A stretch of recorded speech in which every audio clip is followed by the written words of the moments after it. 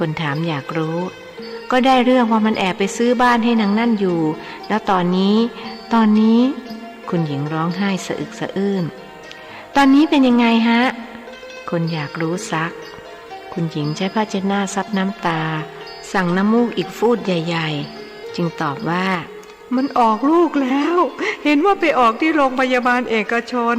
ตอนที่เธอเห็นมันคราวนั้นน่ะมันท้องได้3 เดือนแล้ว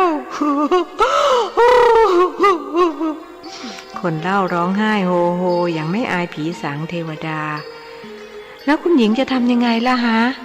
นายขุนทองถามฉันก็จะมาถามหลวงพ่อ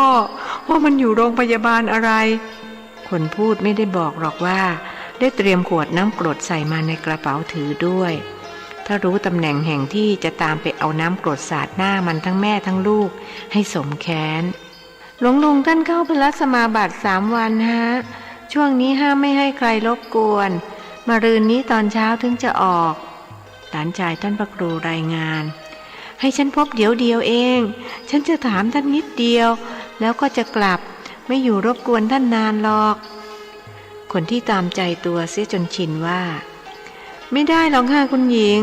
หลวงลุงท่านสั่งไว้แล้วว่าห้ามเยี่ยมห้ามประกันชายหนุ่มยืนกรานทำไมท่านต้องเข้าสมาบัติด้วยล่ะ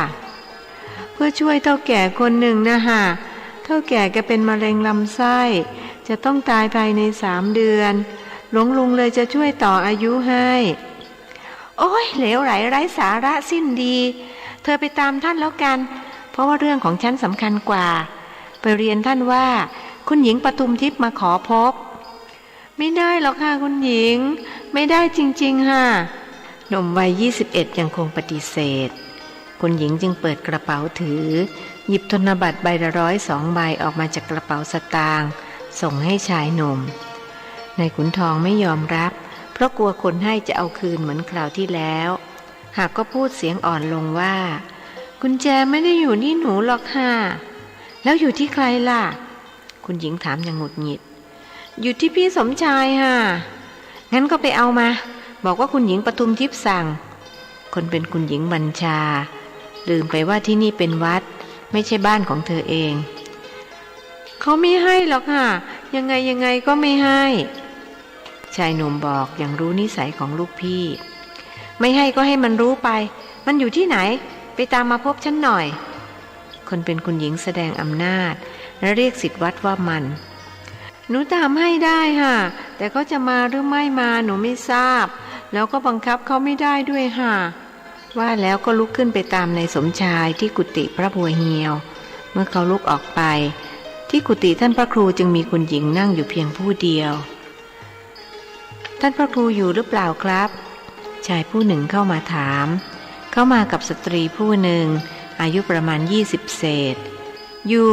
แต่ท่านไม่ลงรับแขกคุณหญิงบอกรู้สึกขัดเคืองที่ชายหญิงคู่นี้ไม่รู้ว่าเธอเป็นคุณหญิงความที่อยากจะแสดงตัวจึงถามเขาว่าเธอ2 คนไม่เคยดูทีวีหรือไงหรือว่าที่บ้านไม่มีทีวีถามอย่างเหยียด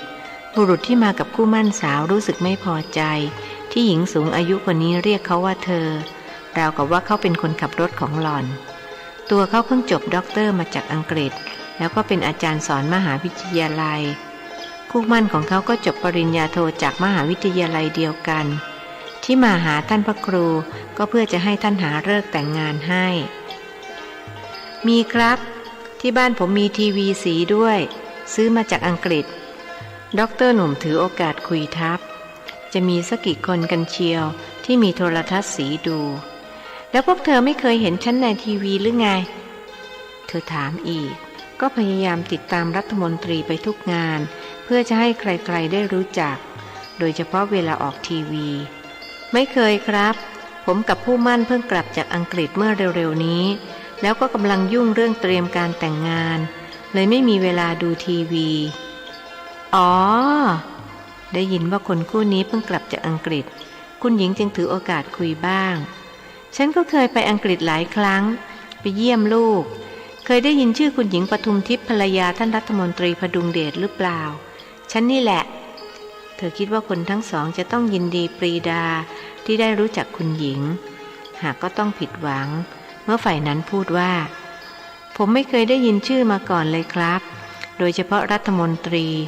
ก็เมืองไทยเราเปลี่ยนรัฐมนตรีบ่อยจนจำไม่ได้ว่าใครเป็นใครฟังแล้วคุณหญิงอยากจะร้องกรี๊ดพอดีกับนายขุนทองเดินเข้ามาพี่สมชายไม่อยู่หรอกค่ะคุณหญิงหลวงพี่บอกว่าไปซื้อของที่ตลาดกับแม่ครัวตั้งแต่เช้าหนูก็ลืมสังเกตว่ารถไม่อยู่แล้วกุญแจล่ะมันฝากกุญแจไว้หรือเปล่าเปล่าค่ะ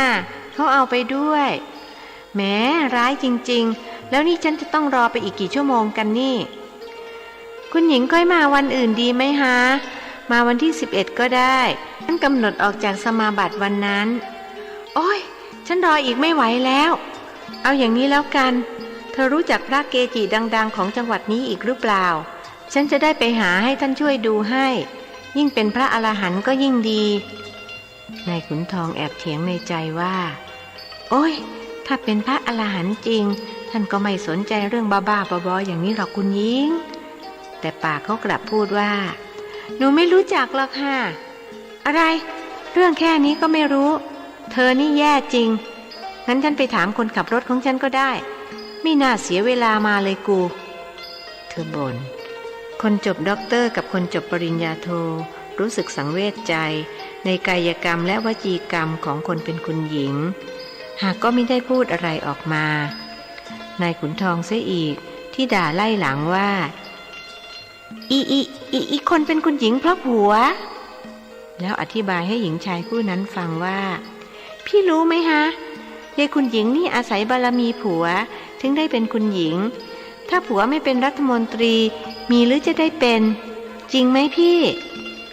คนฟังเพียงแต่ยิ้มหากไม่ออกความเห็นคนพูดจึงเปลี่ยนเรื่องถาม